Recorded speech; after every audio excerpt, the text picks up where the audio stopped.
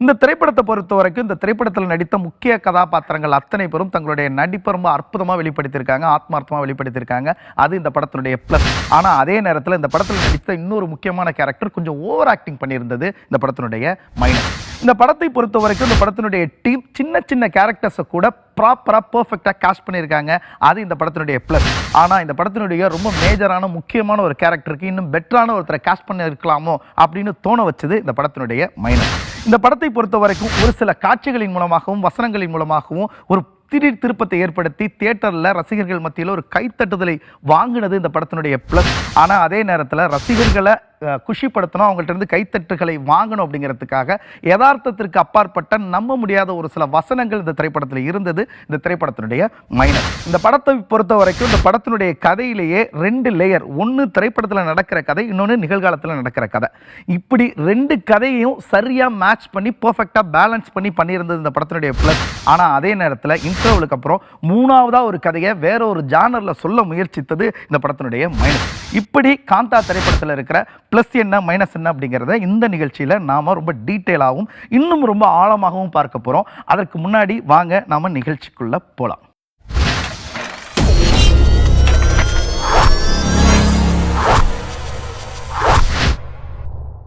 காந்தா திரைப்படத்தினுடைய கதை சுருக்கம் என்ன அப்படின்னா, வளர்த்து விட்ட ஒரு குருவிற்கும் வளர்ந்து பின் பெரிய நட்சத்திரமாக உயர்ந்து நிற்கிற ஒரு சிஷ்யனுக்கும் இடையேயான ஒரு ஈகோ கிளாஷ் தான் இந்த காந்தா திரைப்படம்.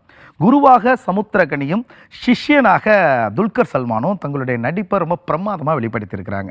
இந்த இருவருக்கும் இடையேயான இந்த ஈகோ கிளாஷ்க்கு மத்தியில் இன்னொரு கேரக்டர் நடுவில் வராங்க. அவங்க தான் இந்த படத்தினுடைய நாயகி. இந்த படத்தினுடைய போக்கில் இந்த நாயகிக்கு என்ன ஆகுது, அதனுடைய தொடர்ச்சியாக இவங்க 2 பேருக்குள்ளே இருக்கிற அந்த ஈகோ கிளாஷ் எங்கே போய் முடியுது அப்படிங்கிறது தான் இந்த திரைப்படத்தினுடைய ஒன்லைன் கதை சுருக்கம். படத்தினுடைய முதல் ப்ளஸ் யார் அப்படின்னா, படத்தினுடைய நாயகன் துல்கர் சல்மான் தான்.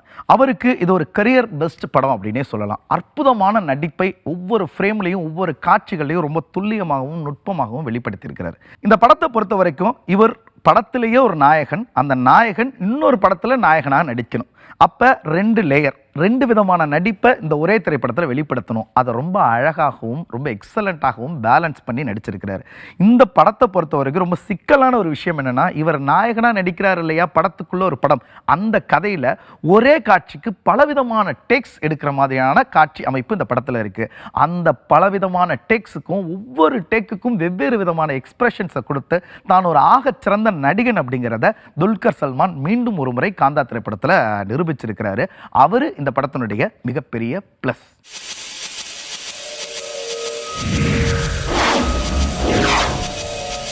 படத்தினுடைய அடுத்த ப்ளஸ் யார் அப்படின்னா, அது நம்முடைய சமுத்திரகனி அவர்கள் தான். அவரை நமக்கு ஒரு நல்ல இயக்குனராகவும் தெரியும், ஒரு நல்ல நடிகராகவும் தெரியும். இதை அவர் தமிழ் சினிமாவில் நிறைய திரைப்படங்களில் ப்ரூவ் பண்ணியிருக்கிறார். ஆனால் காந்தா திரைப்படத்தை பொறுத்த வரைக்கும் இந்த 2மே ஒருங்கிணைந்த ஒரு நடிகராக அவர் தன்னை வெளிக்காட்டணும். ஒரு இயக்குனராக, ஒரு தேர்ந்த முதிர்ச்சி பெற்ற பல ஆளுமைகளை உருவாக்கிய ஒரு இயக்குனராக இந்த படத்தில் அவர் நடித்திருக்கிறார். இந்த நடிப்பில் அவர்கிட்ட ஒரு இயக்குனரும் வெளியில் வராரு, அதே நேரத்தில் ஒரு அற்புதமான ஆழமான நடிகரும் வெளியில் வராரு. டபுள் டமாக்கா தான் சமுத்திரகனிக்கு இந்த திரைப்படம். தனக்கு கிடைத்த இந்த பாத்திரத்தில் ரொம்ப அற்புதமாகவும் ஆழமாகவும் நடித்து இந்த திரைப்படத்திற்கு நியாயம் செய்திருக்கிறார் சமுத்திரகனி அப்படின்னு தான் சொல்லணும். அவரு இந்த படத்தினுடைய அடுத்த பிளஸ்.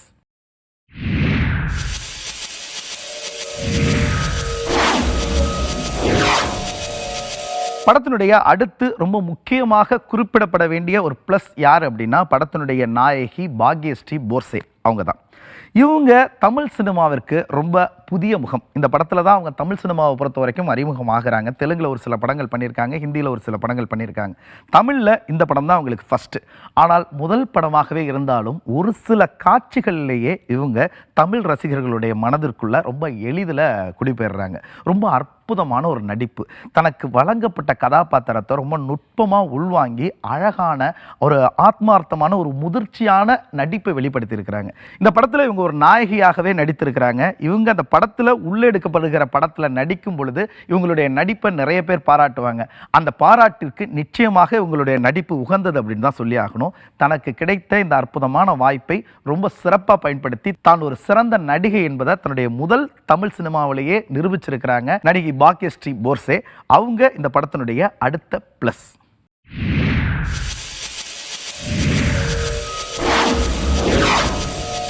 படத்தினுடைய அடுத்த ப்ளஸ் யார் அப்படின்னா படத்தினுடைய சினிமாட்டோகிராஃபர் டேனி லோபஸ். இவரை பொறுத்த வரைக்கும் பொதுவாக ஒரு படம், அதாவது அது ஒரு பீரியட் ஃபிலிம் அப்படின்னா அந்த படத்துக்கு லைட்டிங்கும் சினிமாட்டோகிராஃபியும் ரொம்ப ரொம்ப முக்கியம். அதுதான் அந்த படத்தினுடைய தூண் மாதிரி. அப்படி ஒரு தூணாக நின்று இந்த படத்தை தாங்கி இருக்கிறாரு அப்படின்னு தான் சொல்லணும். ரொம்ப அற்புதமான சினிமாட்டோகிராஃபி.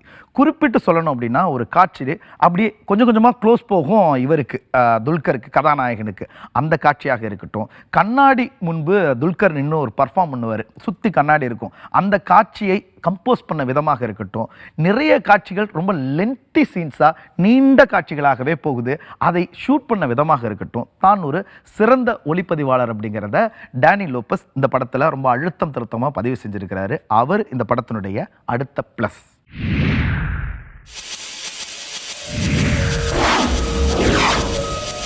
படத்தினுடைய அடுத்த ப்ளஸ் யார் அப்படின்னா படத்தினுடைய இயக்குனர் செல்வமணி செல்வராஜ் அவர்கள் தான். அவருக்கு இதுதான் முதல் திரைப்படம். இதற்கு முன்னாடி அவர் ஒரு வெப்சீரிஸ் பண்ணியிருக்கிறாரு. திரைப்படமாக இதுதான் முதல் திரைப்படம் அப்படின்னு இந்த திரைப்படத்தை பார்க்கும்போது நம்மளால் நம்ப முடியல. அவ்வளவு நேர்த்தியாக கடுமையான உழைப்பை கொட்டி ஒரு அற்புதமான திரைப்படத்தை நமக்காக கொடுத்துருக்கிறாரு. காட்சிக்கு காட்சி பர்ஃபெக்டான ஒரு சினிமா அப்படின்னா அதற்கு இந்த காந்தா திரைப்படத்தை நம்ம உதாரணமாக சொல்லலாம். ஏன்னா இதில் இருக்கிற அந்த காஸ்டியூம்ஸில் இருந்து அந்த காலகட்டங்களில் ஒரு அசிஸ்டன்ட் டைரக்டர்ஸினுடைய முகபாவங்கள் எப்படி இருக்கும், பாடி லாங்குவேஜ் எப்படி இருக்குங்கிற அந்த நுட்பம் வரைக்கும் ரொம்ப சரியாக ஆராய்ந்து ஸ்டேஜ் பண்ணியிருக்கிறாரு ஒவ்வொரு சீன்ஸையும்.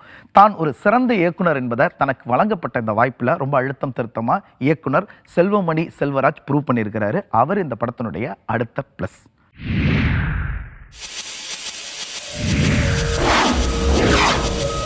காந்தா திரைப்படத்தினுடைய ப்ளஸ் என்ன அப்படிங்கிறத டீட்டெயிலாக பார்த்தோம். இந்த திரைப்படத்தை பொறுத்த வரைக்கும் பல உச்ச நட்சத்திரங்கள் பல ஆண்டுகளாக ரொம்ப நுட்பமான உழைப்பை கொடுத்து கடினமாக நிறைய வேலைகள் பார்த்து நிறைய மெனக்கெடல்களுக்கு மத்தியில் தான் இந்த திரைப்படத்தை நம்மளுடைய பார்வைக்கு கொண்டு வந்து சேர்த்துருக்கிறாங்க. இந்த திரைப்படம் காலத்தால் அழியாத ஒரு திரைப்படமாக இருக்கும் அப்படிங்கிறதுல மாற்றுக்கருத்து கிடையாது. ஆனாலும் இந்த திரைப்படத்தில் இன்னும் சில விஷயங்களை சரியாக செஞ்சிருந்தா இந்த திரைப்படம் சரித்திரம் தொடும் ஒரு மாபெரும் வெற்றியை அடைஞ்சிருக்கும். அப்படி அடையாமல் போனதற்கு காரணம் இவர்கள் செய்த ஒரு சில சின்ன சின்ன தவறுகள் தான். அந்த தவறுகள் தான் இந்த திரைப்படத்தினுடைய மைனஸாக மாறி நிற்குது. அது என்ன அப்படிங்கிறத நாம் இப்போ ஒன்றொன்னா பார்த்துடலாம். காந்தா திரைப்படத்தினுடைய முதல் மைனஸ் யார் அப்படின்னா படத்தினுடைய இயக்குனர் செல்வமணி செல்வராஜ் அவர்கள் தான். காரணம் இந்த படத்தினுடைய ஸ்க்ரீன் பிளே. இந்த படம் இந்த படத்தினுடைய முதல் பாதி ஒரு கதையை சொல்லுது, படத்தினுடைய இரண்டாம் பாதி இன்னொரு கதையை சொல்லுது. படம் முடித்து விட்டு வெளியே வருகிற பொழுது நமக்கு இரண்டு படத்தை ஒரே நேரத்தில் உட்கார்ந்து பார்த்த ஒரு அயற்சி தோன்றுவதை தவிர்க்க முடியல. அதற்கு காரணம் என்ன அப்படின்னா செகண்ட் ஆஃப் வேற ஒரு ஜானரில் பயணிக்க போகுது அப்படின்னா அதற்கு முன் தயாரிப்பாக ஃபர்ஸ்ட் ஹாஃப்லேயே அதற்கான காட்சிகளை அங்கங்கே கோர்த்து ஒரு ப்ராப்பரான ஸ்க்ரீன் பிளே பண்ணியிருந்தா இன்னும் என்கேஜாக செகண்ட் ஹாஃப்ல நம்மளால் உட்கார்ந்துருக்க முடியும், ரொம்ப இன்ட்ரெஸ்டாக ட்ராவல் பண்ணியிருக்க முடியும் அப்படிங்கிறது படம் பார்த்த ரசிகர்களுடைய கருத்தா இருக்கு. அந்த வகையில் இப்படியான ஒரு ஸ்கிரீன் பிளே அமையாமல் போனது இந்த படத்தினுடைய ஒரு பெரிய மைனஸ்.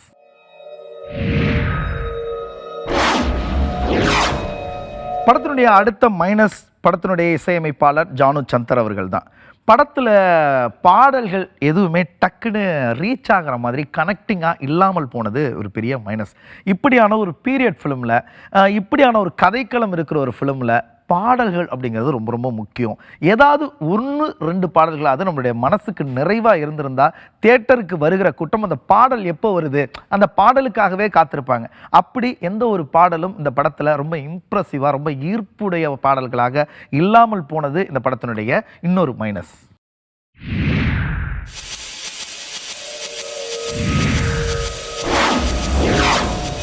படத்தினுடைய அடுத்த மைனஸ் யார் அப்படின்னா நடிகர் ராணா. அவர் தான் இந்த திரைப்படத்தினுடைய தயாரிப்பாளரும் கூட. தயாரிப்பாளராக இந்த படத்திற்கு அவர் ஒரு பெரிய ப்ளஸ். ஆனால் நடிகராக ஒரு சில இடங்களில் இவர் மைனஸாக இருக்கிறார் அப்படிங்கிறத மறுக்க முடியாது.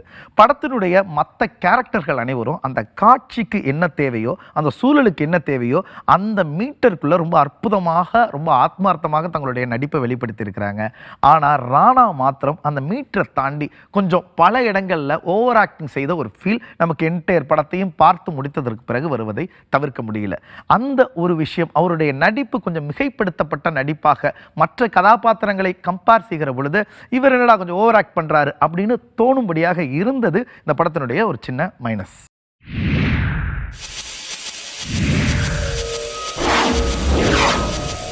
படத்தினுடைய அடுத்த மைனஸ் படத்தின் படத்தொகுப்பாளர் எடிட்டர் ஆண்டனி அவர்கள். எடிட்டர் ஆண்டனியை பொறுத்த வரைக்கும் தமிழில் மிக சிறந்த படங்களை எல்லாம் அவர் நமக்கு கொடுத்துருக்கிறாரு. அவருடைய பணி ரொம்ப அற்புதமாக பல நேரங்களில் பல திரைப்படங்களில் பாராட்டப்பட்டிருக்கு. இந்த திரைப்படத்தை பொறுத்த வரைக்கும் எடிட்டரா ஆண்டனி அவர் பண்ணியிருக்கிற ஒரு சின்ன மைனஸ் என்ன அப்படின்னா, இந்த படத்தினுடைய முதல் பாதி இருக்கு இல்லையா, அது ரொம்ப நீளமாக ரொம்ப ஒரு பெரிய கதையை சொல்லுது. அந்த கதை செகண்ட் ஹாஃப்க்கு கொஞ்சமும் தேவையே இல்லை அப்படிங்கும் பொழுது ஏன் இவ்வளோ லென்த்தா இவ்வளோ நீளமா ஒரு ஃபர்ஸ்ட் ஹாஃப் கொடுத்தீங்க அப்படிங்கிற கேள்வி பார்வையாளர்களுக்கு வருவதை தவிர்க்க முடியல. படத்தினுடைய ஃபர்ஸ்ட் ஹாஃப்ல இன்னும் நிறைய காட்சிகளை இன்னும் நுட்பமாக ட்ரிம் செய்திருந்தா படம் இன்னும் கொஞ்சம் என்கேஜா இருந்திருக்குமோ அப்படின்னு தோணுது. அப்படி செய்யாமல் போனது இந்த திரைப்படத்தினுடைய ஒரு பெரிய மைனஸ்.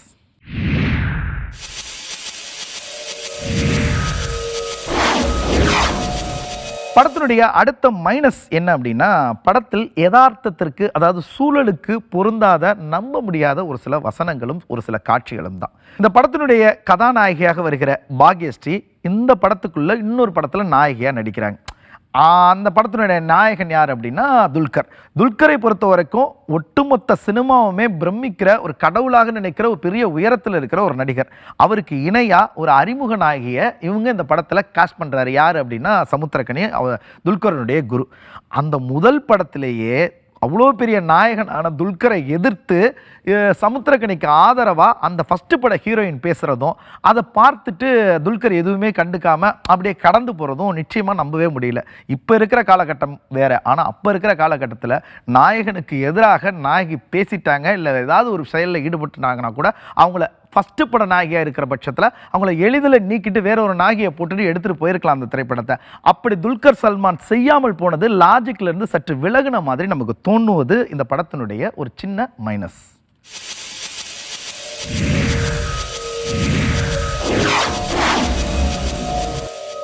காந்தா திரைப்படத்தினுடைய ப்ளஸ் என்ன மைனஸ் என்ன அப்படிங்கிறத ரொம்ப டீட்டெயிலாக நம்ம பார்த்தோம்.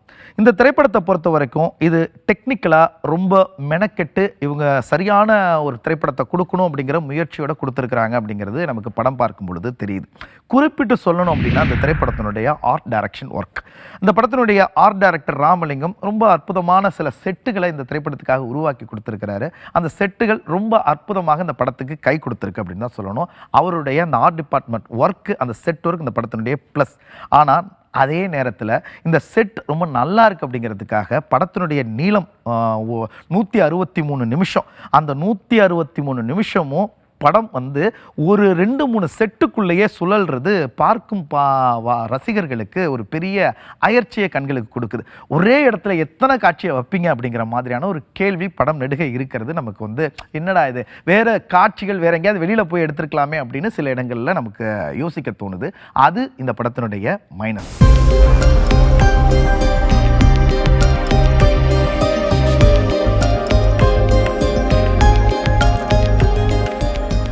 படத்தினுடைய இன்னொரு மைனஸ் அப்படின்னு தோன்றது நடிகர் சமுத்திரக்கனி அவர்கள் தான்.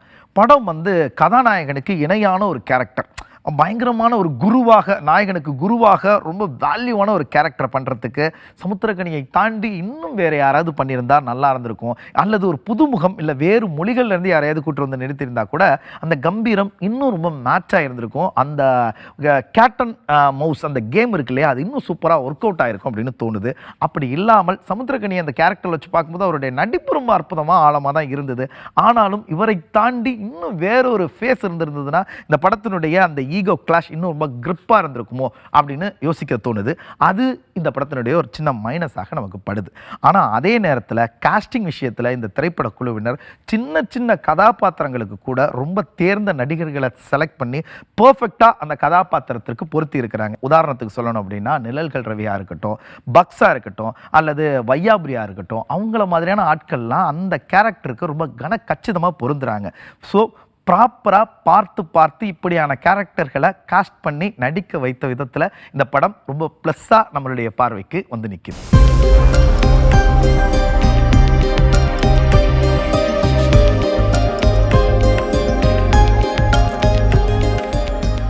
படத்தினுடைய படத்தினுடைய ரொம்ப முக்கியமான ஒரு விஷயம் என்ன அப்படின்னா, சமுத்திரக்கனிக்கும் நாயகன் துல்கர் சல்மானுக்கும் இடையில இருக்கிற அந்த ஈகோ கிளாஷ், அந்த ஈகோ யுத்தம் இருக்கு இல்லையா, அதுதான் அந்த படத்தினுடைய ரொம்ப முக்கியமான மையம்.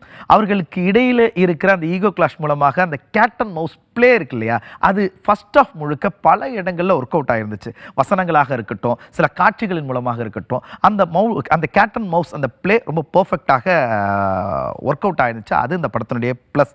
ஆனால் அதே நேரத்தில் செகண்ட் ஹாஃபில் படத்தினுடைய ஜானரே மாறி, படத்தினுடைய கதையினுடைய களமே மாறி வேறு திசையில் பயணப்பட தொடங்கும் பொழுது இவங்க 2 பேருக்கும் இடையேயான அந்த இன்ட்ரெஸ்டிங்கான கேட் அண்ட் மவுஸ் பிளே இல்லாமல் போனது இந்த திரைப்படத்தினுடைய மிகப்பெரிய மைனஸ்.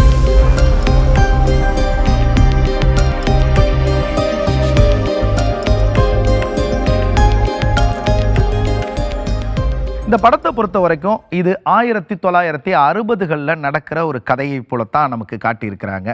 அந்த காலகட்டத்தில் எடுக்கிற ஒரு படம் எப்படி இருக்கும், அந்த படத்தினுடைய காட்சிகள் எப்படி இருக்கும் அப்படிங்கிறத இந்த படத்தில் இவங்க எடுக்கிற சினிமாவின் மூலமாக நமக்கு காட்டுறாங்க. அப்படி இவர்கள் காட்டுகிற அந்த காட்சிகள் எல்லாம் என்னடா அந்த காலத்தில் இப்படி தான் படம் எடுத்துகிட்டு இருந்தாங்களா, இவ்வளோ வசனங்கள் செயற்கையாகவும் இவ்வளோ கிளிஷேவாகவும் சில காட்சிகள், இதுதான் அந்த காலத்தில் இருந்த படமா அப்படிங்கிற ஒரு யோசனையை நமக்கு ஏற்படுத்துது. அதை இன்னும் சரி செஞ்சு இவங்க உள்ளுக்குள்ளே எடுக்கிற திரைப்படத்திலே இன்னும் சில சுவாரஸ்யமான காட்சிகளை வச்சுருந்தா நல்லா இருந்திருக்கும். அப்படி செய்யாமல் போனது இந்த திரைப்படத்தினுடைய மிகப்பெரிய மைனஸ். ஆனால் அதே நேரத்தில் ஒரு ஃபேமிலி என்டர்டெய்னராக எல்லோரையும் திருப்திப்படுத்துகிற ஒரு திரைப்படமாக, இப்போ நிகழ்கால ரசிகர்களையும் இணைக்கிற ஒரு படமாக இந்த படம் உருவாகி வெளியாகி வெற்றி அடைந்திருப்பது இந்த படத்தினுடைய மிகப்பெரிய ப்ளஸ். இந்த படத்தினுடைய ப்ளஸுக்கும் வெற்றிக்கும் காரணம் இந்த படத்தினுடைய நடிகர்கள் இந்த படத்திற்காக கொடுத்த ஆத்மார்த்தமான அந்த உன்னதமான உழைப்பு தான். அந்த உழைப்பு தான் இந்த படத்தினுடைய மிகப்பெரிய வெற்றிக்கு காரணமாக மாறுனுச்சு. அதுதான் இந்த படத்தினுடைய ப்ளஸ்.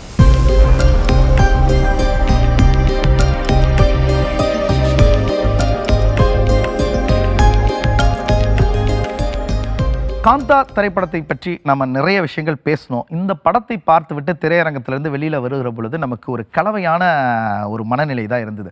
நல்லா தான் இருந்தது, ஆனாலும் இந்த சின்ன சின்ன விஷயங்களை சரி செஞ்சுருந்தா அந்த படம் இன்னும் பிரமாதமான படமாக மாறி இருக்கும் அப்படிங்கிற ஆதங்கமும், சில நேரங்களில் நல்லா தானே இருந்துச்சு இந்த படம், ஓகே பார்க்கலாம், ஒரு முறை ஃபேமிலியோடு போய் பார்க்கலாம் அப்படிங்கிற எண்ணமும் சில இடங்களில் மேலோகி இருந்தது. கலவையான கருத்துக்களை நமக்கு கொடுத்த இந்த திரைப்படத்திற்கு நம்முடைய நிகழ்ச்சி வழங்கவிருக்கிற நட்சத்திர மதிப்பீடு என்ன அப்படிங்கிறத இப்போ பார்த்தோம்.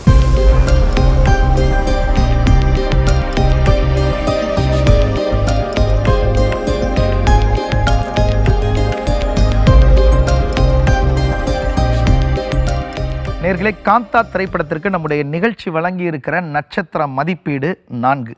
மீண்டும் வேறொரு நிகழ்ச்சியில் வேறொரு திரைப்படத்தை பற்றியும் அந்த திரைப்படம் சார்ந்த செய்திகளோடும் அந்த திரைப்படத்தில் இருக்கிற ப்ளஸ் என்ன மைனஸ் என்ன என்கிற தகவல்களோடும் உங்களை சந்திக்கிறோம். அதுவரையில் உங்களிடமிருந்து விடைபெறுகிறோம். நன்றி, வணக்கம். இது ப்ளஸ் அண்ட் மைனஸ் துலாக்கோல்.